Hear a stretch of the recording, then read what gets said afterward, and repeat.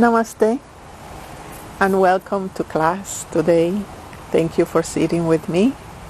And today we are going to explore the topic of spiritual sincerity.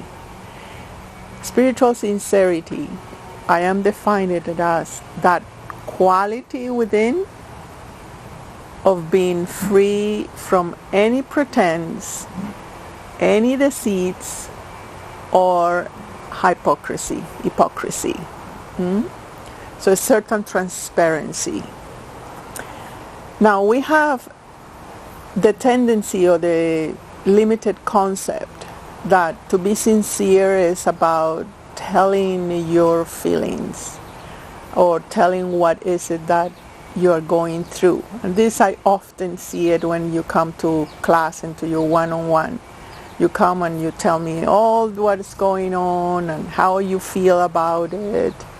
And then in the conversation we go a little bit deeper. But you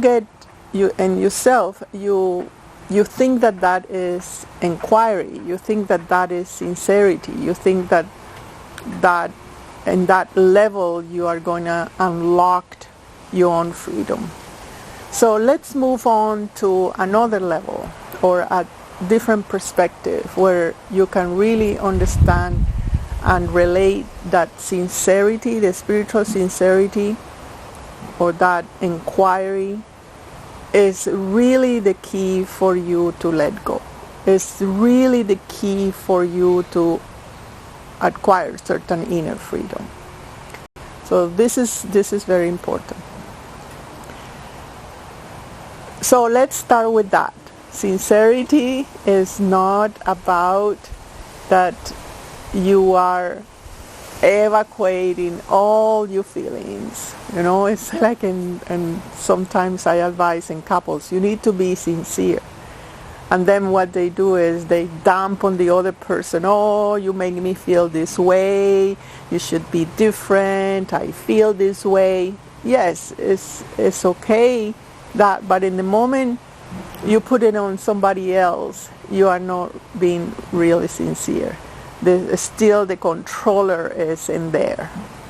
So the sincerity really is to sit with what motivates your deepest suffering. Right? It's to sit with what motivates your suffering. And in that you start finding a layer that is conditioning. You're conditioned as a child not to be yourself. You are trained to believe that you're not enough. You are trained to believe that you're not good. And that it paralyzes you. Oh, I need to cover something. I have to hide that part. I cannot be seen with that. And you do all kind of things. You put all the conditionings on top. You create more concepts or pseudo values about yourself and so on. But you're not really seeing it and feeling that pain, that pride within you that is trying to cover your suffering. So sometimes I also see that yes, you can be spiritual sincere in admitting what is it that you are doing, like elevating yourself or manipulating something or using vanity or so on and so forth, but you don't feel it, and them stay in your head, and that is spiritual sincerity. Them is clear and you think you have done the work, but it's not really in the body, it's not really in your heart. You have not go through that flame of, oh my God, this doesn't feel good, right? And that little shame. And here is important because with that little shame, you stop certain control. And that's why we don't want to be spiritual sincere. It's because in the moment you are doing it and targeting it to the very depths, you cannot control. you cannot control. You cannot control your perfection. You cannot control others, right? So it's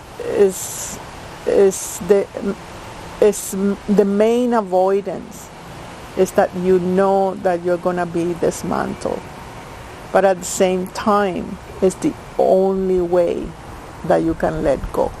It's the only way that you are transcending the conditioning and that you are engaging in a much more freedom. Now, that doesn't mean that that conditioning doesn't come back, right? You have seen it, it can come back. But if you are reaffirming that, oh, this is my invention, I want to control. I want to control when I feel that I need to cross certain limits, then it goes away very quickly, and you have that choice of either reactivating the conditioning or detaching, right? And that's the detachment is partner with the spiritual sincerity. Otherwise, you're not really taking the risk of being seen. You're not really taking the risk of being in charge. So it's different control than to be in charge. And in charge, you see what is it you are doing, that you're controlling others in order to keep your superiority, for example, right? Or that you want to put others down by you knowing more, so you can have the control that I know more. I am more perfect, right? So the sincerity dismantled your control. And the sincerity it challenged the conditioning. And here is the other thing. You can do many kriyas, many spiritual practices. And yes, that will stabilize you, make you feel good. But the actual spiritual growth happens with spiritual sincerity. Because with spiritual sincerity, you are admitting your biggest flaws, your biggest lies, your biggest illusions, your biggest hypocrisy. Right? So think about it when you come to one-on-one. Say, how I'm going to relate this time, if it's from my spiritual sincerity. Why I am really, truly suffering or in this situation. Right? Give you an example.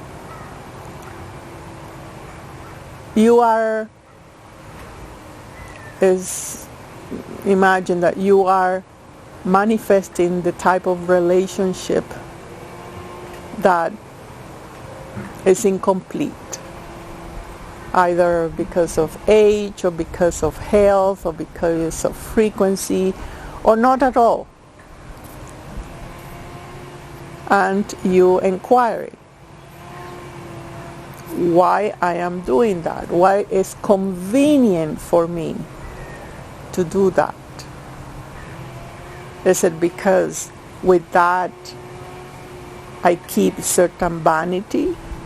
Have I feel the pain of vanity, or I just come into that conclusion and not feeling it?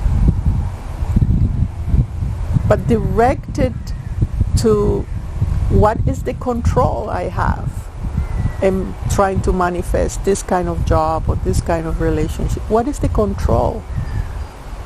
What is it that is for you so vital in your existence that you have to be perfect, that you rather manifest this instead of something that challenges more your sincerity, your freedom of pretense, right? And that I also want to correct in this video the sense of some people say, oh, that sincerity will make me very vulnerable, or I am feeling very vulnerable, very emotional. Actually, sincerity, the outcome is detachment, and detachment gives you freedom and it gives you strength. You may feel surprised or a little bit shaky when you have been seen, but it's just a moment. It's just a moment. So it's not like you are going to be vulnerable or no. If you're applying correctly your spiritual sincerity, you gain strength. And it just happens very quickly. It doesn't have to linger and linger and linger.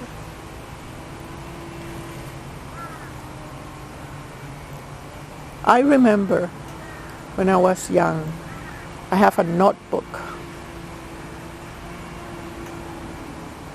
And every time I had situations that were triggering me, I sat and wrote and wrote and wrote for days. And until I was not satisfied with what this come from, mostly from conditioning, more understanding that, misconceptions, then I will paint it, then I will dance it, then it's gone. I don't have I will take care later, it will pass. No, have to be immediate.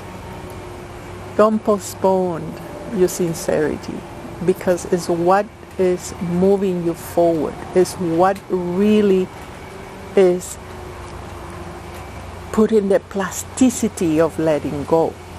Without the spiritual sincerity, with that deep inquiry, you may be losing time or just going in circles or just staying with that sense that I'm doing my practice, I'm feeling good, I am prospering in my outer life, my personality is strong, I can relate, I can manifest things.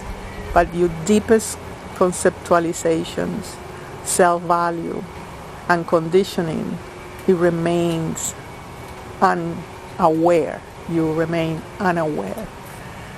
So spiritual sincerity makes you travel into your subconscious. It makes you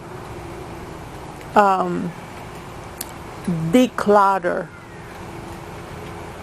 your control, your more hidden control that you apply as a coping mechanism not to take your full self into being, a full presence into action, a full presence, a full confidence into manifestation. As a homework, write down what is it that causes you pain. Is it a relationship? So what is in your mind? What is it you're attached? What is it that you're feeling complete? What is calling you? And whatever you write, know that that is not the reason. That is the call. That is the little ouch. But it's not really the needle that is poking you. You have to turn around and see when did it start. What is the benefit of having that? What is the control that is under that? What happens if you're totally sincere in front of somebody, admitting that? How you will present it? Do you have the enough equanimity, or you have to do a drama about it? Will you dump it on somebody else? As you take responsibility of your spiritual sincerity, your freedom is guaranteed. Good luck in your homework. See you in the next lesson. Bye for now. Namaste.